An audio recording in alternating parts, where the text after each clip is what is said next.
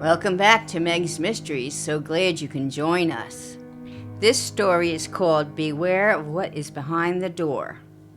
Ever since the 19th century, and maybe earlier, people are fascinated by the dead, searching for spirits that linger here on Earth, not moving on. Why are they still here? Also, it has become an adventure into the paranormal.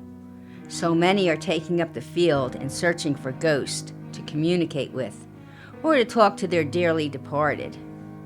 Many are real psychics, some regular people with a gift, a sensitive who can feel, see, or hear spirits. Many go to certain locations or a home they think is haunted. Some go to cemeteries to ask the dead a question or just to remember the long gone. There are also cemetery walks people do, recordings, videos of what they may find. But be careful of what you may find lurking behind the door. Harry Price, 1881 and 1948, was a British parapsychiatrist, a psychic researcher. He was also a member of the Ghost Club in London, England. In 1950, he wrote a book, Biography of a Ghost Hunter. The interest in the paranormal is now popular all over the world. Paranormal investigators are everywhere. My own family and friends have their own ghost hunting investigations, too.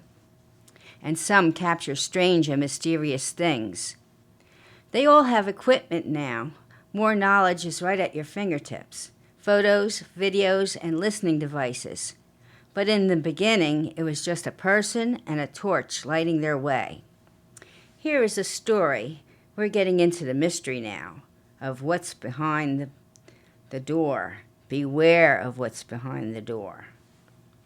1950, George Cox, a rich young man, has always been interested in the unknown, spirits, and supernatural. From an early age, he claimed that he could see and talk to the dead. Now he's in his 20s and he has money and the means to search for the truth.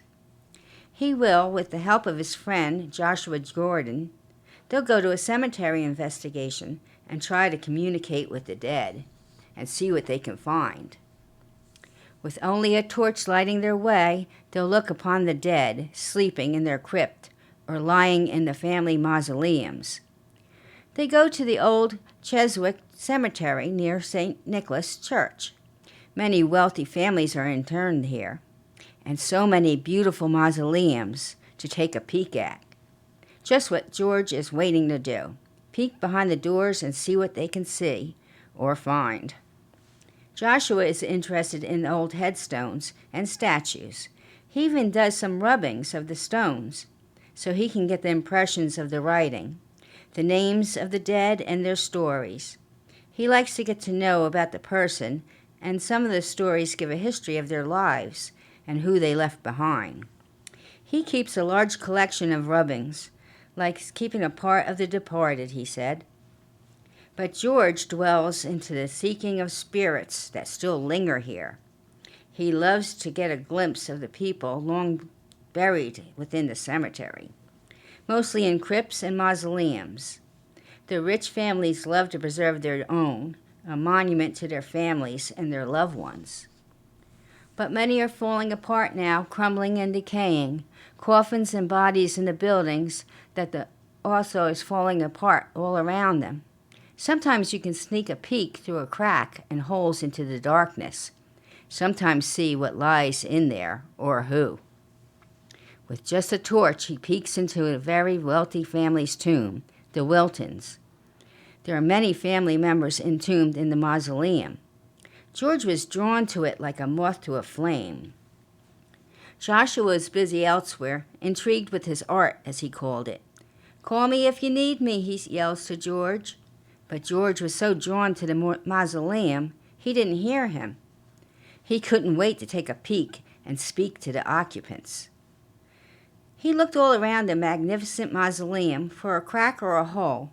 Sometimes they have a window on the door and you can peek through. And this one did, an iron door engraved, and a window in it. The window to the past, he can see inside. What a find! He was so excited. As he lifted his torch to see, he gazed into the darkness. He thought he saw something move. Must be a rat or a small animal, he thought. And then he leaned closer, and the door opened. The lock must have rusted. So he peeked into the darkness, first through the window. So if it was an animal, it wouldn't jump out at him. Funny thing, he was more scared of that than the dead that was sleeping inside. Then he got a whiff of a horrible odor. A dead animal, he thought. The dead have been long gone and decayed by now, and no odor from them. So it must be a recently dead animal. It got so strong he had to step back. But the need to peek was too strong, too. So he looked in. He yelled to Joshua, "Come see, the door is open."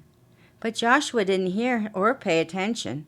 He was too busy with the rubbing of some old stones, and he was far away from George. So George decided to go in by himself. He couldn't wait. He'll fill him in later what he finds. Suddenly, George saw something looking back at him. But it wasn't a little animal. The door swung open. He was grabbed by something big and strong. What could it be? Who would be in a mausoleum with the dead? Then he got a sick feeling coming over him. Then he saw something, and it dragged him into the mausoleum. "You wanted to see what was behind the door," it said. "Well, now you know." And then it went quiet, and a darkness came over George. George was no longer. The spirit consumed and possessed him. He became Clarence Wilton, son of Sir Hubert Wilton, who died too young, at the age of 20 years old, of a mysterious death. His spirit was watching and waiting for someone to release him.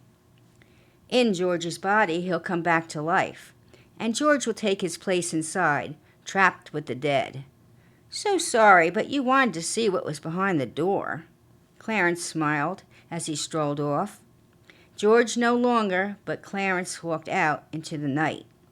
Free now, he walked the cemetery that held him for so long. As he walked on, he saw Joshua. "Well, we will see if I can blend in with the living or not." "How are you?" he said to Joshua. Joshua said, "Fine. I got a lot of great rubbings for my collection. How did you do, old man? Find anything interesting?" "It was an excellent adventure," Clarence said. "Now it's time to go home." With Joshua his rubbings under his arm and Clarence's new body, they left for home. Clarence had all George's memory, so he knew all about his family and friends. This is going to be so easy, a new life. He went home, and the family knew nothing about who he really was now. It was just George coming home from an adventure, or so they thought. Poor George got more than he bargained for. So now will you beware of what's behind the door, or will you take a chance and peek? Do you believe, like Sir Arthur Conan Doyle, about real mediums and spiritualists and the spirits of the dead? Can we really communicate with them? Or are you a disbeliever like Harry Houdini, who debunked many fake mediums in his day? He was looking to communicate with his dead mother, but never did. Also, his wife tried for many years to communicate with Harry on his birthday every Halloween night, but never could. Are the spirits still here waiting for that certain special someone to see, talk, or release them? My hat's off to you brave paranormal investigators searching for a sign from the other world, or the lost souls that are still trapped here with us. But beware what is behind the door, or who you will awake. Hope you like this story. Come back for more. And here's some great paranormal friends of mine. Check these great channels out.